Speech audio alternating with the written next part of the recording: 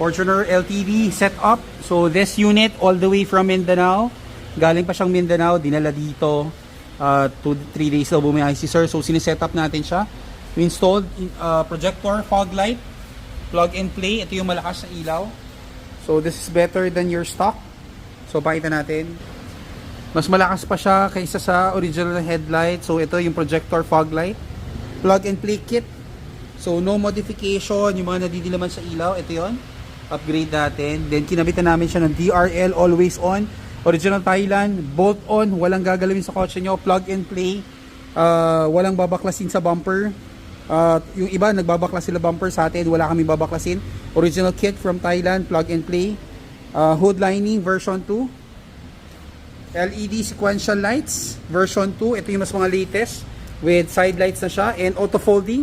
So kinabitan rin namin siya ng auto folding. So check out the video sa